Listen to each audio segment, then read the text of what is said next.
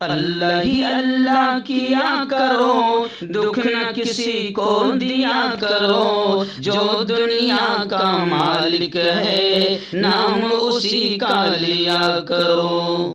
क्या आप जानते हैं शेयर मार्केट में अडानी, टाटा, बिरला जैसी कंपनीज हर महीने आपको हजारों रुपए कमा कर दे सकती है। मुफ्ती तकी उस्मानी, मौलाना खालिद सैफुल्लाह इनके तरीकों और उसूलों के मुताबिक हम शेयर मार्केट सिखाते ही नहीं बल्कि पैसे कमाने में भी आपकी मदद करते हैं। आप भी जुड़ना चाहते हैं, इस नंबर पर कॉन्टैक्ट करें। अस्सलामु अलैकुम वरहमतुल्लाहि वबरकातुहू। नाज़रीन, आज की प्राइम न्यूज में बात करते हैं एक घटिया किस्म की जो नापाक फिल्म बनाई गई है इस्लाम और मुसलमानों को बदनाम करने के लिए, वो है हम दो हमारे 12। खुशी की बड़ी खबर यह आ रही है कि सुप्रीम कोर्ट ने इस नापाक घटिया फिल्म पर पाबंदी लगा दी है।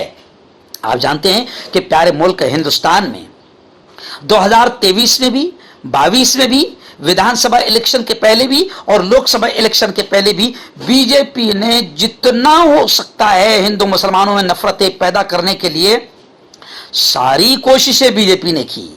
जी हाँ, लेकिन आप देखिए, ना कश्मीर फाइल फिल्म उनके काम आई, ना केरला स्टोरी उनके काम आई, क्योंकि कश्मीर फाइल में भी बाकायदा मुसलमानों के खिलाफ नफरतें फैलाने का काम जबरदस्त अंदाज में फिल्म के जरिए से किया गया था, ताकि हिंदू मुसलमानों में नफरतें फैले, और हिंदू मुसलमानों में नफरतें फैलेगी तो इसका फायदा सीधा बीजेपी को जाएगा। और विधानसभा के इलेक्शन में थोड़ा बहुत फायदा बीजेपी को मिल भी गया, पहुंच भी गया। फिर ऐसे ही केरला स्टोरी लाई गई जिसमें लव जिहाद के मुद्दे को उठाया गया और हर तरीके से मुसलमानों के खिलाफ नफरतें फैलाने का माहौल बनाया गया। लेकिन केरला स्टोरी जैसी नीच और नापाक फिल्म भी बीजेपी के काम नहीं आई। और 2024 में आपने देखा कि जनता ने जबरदस्त अंदाज में बीजेपी को तमाचा जड़ा, यहां तक कि मुझे हंसी आती है कि राम जी भी नाराज हो गए। राम जी के लिए इतना भव्य मंदिर जो है मोदी जी ने बनाया, और अधूरे मंदिर का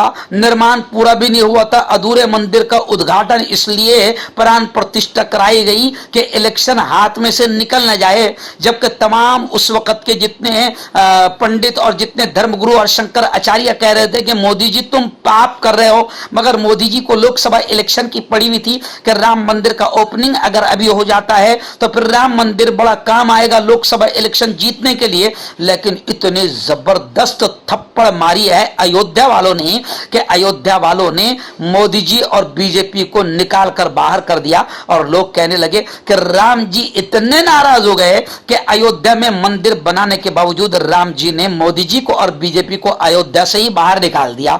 अब अनभक्त गोबर भक्त बीजेपी के मानने वाले जो है वो अयोध्या के मुसलमानों को नहीं, हिंदुओं को ही अब गालियां दे रहे हैं। यानी आप देखिए, पहले गालियां शुरू हुई थी मुसलमानों से कि मुसलमानों को गालियां दी जाती थी, अब ये अनभक्त गोबर भक्त अब हिंदुओं को ही गालियां दे रहे हैं, क्योंकि हिंदुओं ने अयोध्या से निकाल कर बाहर फेंक दिया।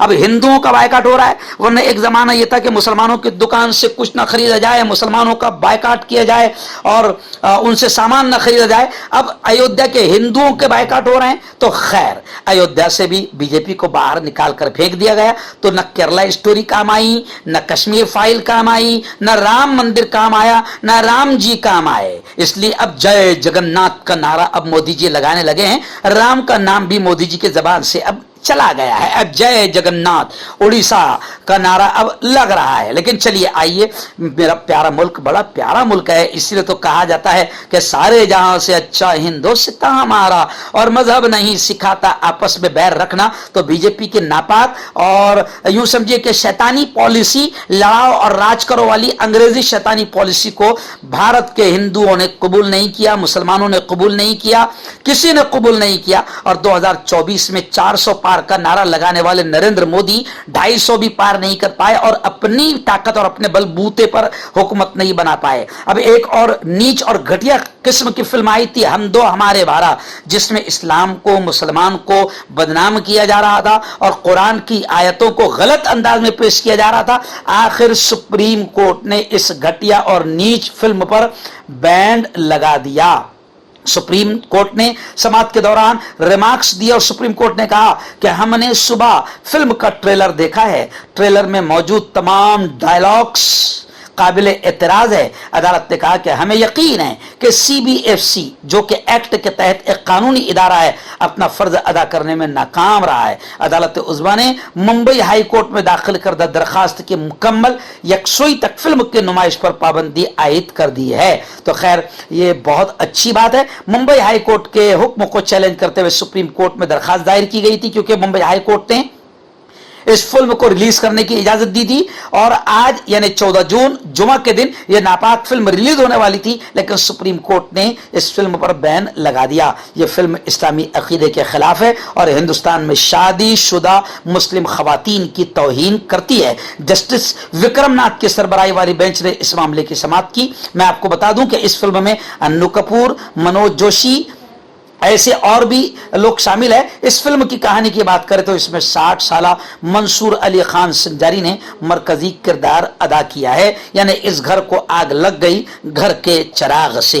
खैर अभी इंसाफ जिंदा है, सुप्रीम कोर्ट अभी जिंदा है। ऐसी घटिया फिल्मों को इजाजत नहीं मिलनी चाहिए जो मुल्क में सिर्फ एक खास समाज को बदनाम करने के लिए और हिंदू मुसलमानों में नफरतें फैलाने के लिए बनाई जाती है। हर्बल सेहत लाए हैं 100% देसी जड़ी बूटियों से इलाज। मर्दाना ताकत, लिकोरिया, शुगर बिना अंग्रेजी दवाई बिना परहेज के खत्म हो जाती है। इसके अलावा जोड़ों का दर्द, घुटनों का दर्द, गुर्दे की पथरी, खुजली, बवासीर, खूनी मस्से वाली, वजन कम करना, वजन बढ़ाना, अभी कॉन्टैक्ट। आपका पर्सनल डॉक्टर शावेज सेक्सोलॉजिस्ट। किसी भी सेक्स की प्रॉब्लम को लेकर आप मुझसे कभी भी कांटेक्ट कर सकते हैं। इसके अलावा अगर आपको शुगर है, बिना अंग्रेजी दवाई बिना परहेज के आपका शुगर खत्म हो जाता है, बवासीर, खूनी हो या मस्से वाली हो, नसों का दर्द, जोड़ों का दर्द, गठिया भाई, अभी कॉन्टैक्ट। मर्दाना ताकत हासिल करें 72 घंटों के अंदर, वो भी जड़ी बूटियों द्वारा। हकीम याकूब खान से कांटेक्ट करें जो कि 75 सालों से हिकमत कर रहे हैं। इसके अलावा जोड़ों में दर्द, गुर्दों में पथरी, शुगर, खुजली, लिकोरिया का गारंटी से इलाज किया जाता है। अभी कांटेक्ट